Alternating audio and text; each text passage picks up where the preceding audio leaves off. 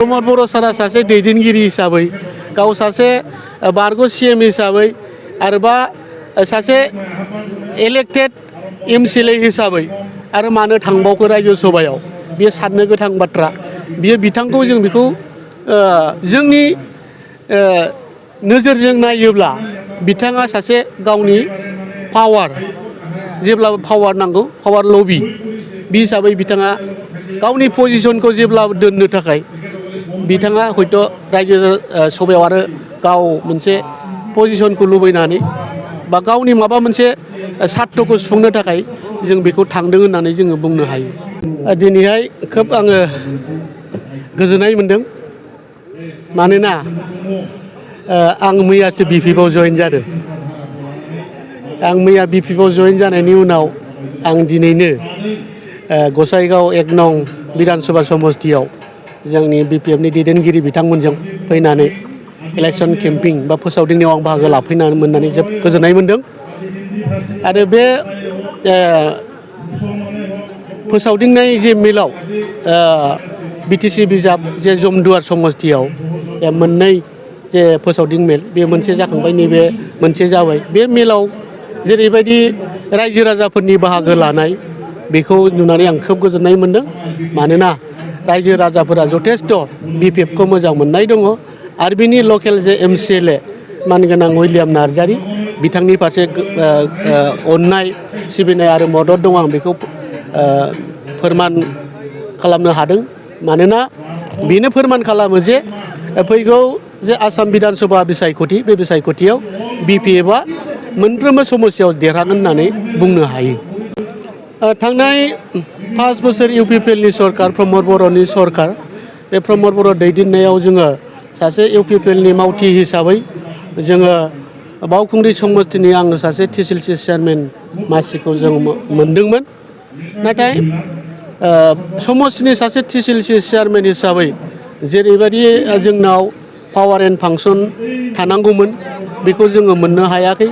जेरैबायदि सरकारि भाबे जे आसनिफोर डेभेलपमेन्ट स्किमफोर माखासे रायजो राजानि खामानि मावनांगौनि माखासे सुबिदाफोर बे सुबिदाफोरखौ जोङो मोनाखै होननानै बुंनो हायो। मानोना जोंनाव रुलिं पार्टि बा रुलिं गभर्नमेन्ट हिसाबै MCLA गैयामोन। अब्लाबो जोङो TCLC चेयारमेन हिसाबै समस्तिखौ जौगाखां खालामनो रायजो राजाखौ मोजां फारसे जौगाहोनो बा रायजो राजाफोरनि बानजायनाय खामानि मावनो जोङो बेबायदि जों सुबिदा मोनाखै। बेखायनो जों मिथिदों बा जों बुजिदों जों सानदों आरो बे थांनाय 2025 मायथाइनि जे बिसायख'थि बेबायदि नितिनि थाखायनो प्रमद बर' सारा बा UPPL दोलोआ जेननो गोनां जादों। बेखायनो जेरैबायदि जोङो UPPL हान्जानि सासे मावथि हिसाबै जोङो जे रायजो राजानि माबा मोनसे मोजां खामानि मावनो हागोन जों बेखौ नुहुराखै। बेखायनो आङो जाय जोंनि बर'नि सासे दैदेनगिरि BTC जोनोम होनाय आरो BTC जोनोम होनाय बा दानायनि उनाव बा सुक्ति खालामनायनि उनाव गोलाव सम सरकार खुंबोनाय दैदेनगिरि हाग्रामा महिलारि सार बिथाङा सासे मोजां दैदेनगिरि सासे जाफुंसार दैदेनगिरि जों बेखौ नुदों। बेखायनो जोङो खुनु सासे बर'नि जाफुंसार दैदेनगिरिनि हेंथा खालामालासिनो जोङो नांगौब्ला सारजों मिलायनानै जोङो खामानि मावगोन होननानै आङो सासे UPPL नि मावथिब्लाबो बारग' TCLC चेयारमेनबाबो आङो गारनानै BPF आव जइन जानानै आं दा BPF आव खामानि मावनो आवगायबोदों। दा जोङो सासे UPPL नि मावथिमोन हिसाबै जोङो बेखौ मिथियो। दा UPPL आ जेरैबायदि राजनिति हान्जाखौ जेरैबायदि पार्टि बा संगठन हिसाबै माखासे निति आदर्शफोर थायो। बे निति आदर्शफोरखौ जों मिथिगौ। बे निति आदर्शफोरनि थाखायनो UPPL आ आरो गोख्रों जानो हाया आरो बियो दुरबल फारसे थांगोन। लासैनो बियो मावथिफोरल' थाहैगोन रायजो राजा थानाय नङा UPPL जों। जोङो सासे एबसुनि मावथिमोन। आंबो सासे 20 बोसोर एबसुआव खामानि मावबोदों। बे हिसाबै दा सासे दिपेन बर'आबो सासे गिलिर बिबान आफादगिरि लानानै एबसुखौ दैदेनबोदोंमोन। नाथाय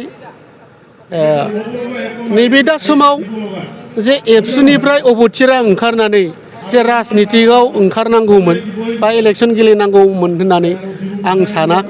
मानोना दा जे एबसुआ निफ्राय ओंखारनानै माबा मोनसे राजनिति भाबे खामानि मावथारनांगौ होननानै आं साना। मानोना राजनिति भाबे मावनांगौबा जोंनाव बर'फोरनाव गोबां दा MLA MP दङ आरो ओरैहाय BPF हिसाबै सरखार दङ। बे बाथ्राफोरखौ जोङो बा बे बिथिङै नायोब्ला जोंनि बर' दैदेनगिरिफोरा जोंनि जाथिनि समाजनि जुदि माबा मोनसे राजनिति भाबे मावनांगौब्ला बेखौ जोङो खौसेयै रायज्लायनानै मावनो हायोमोन। नाथाय बेखौ जोङो नुनो हायो बा जों बुंनो हायो बिथाङा बेक्तिगत भाबे गावनि लाबा लाबनि थाखाय बियो एबसुनिफ्राय ओंखारनाय राजनितियाव हाबदों बा इलेक्सन गेलेनो नागिरदों बेखौ जोङो नुहुरो। जेरैहाय बेखौथ'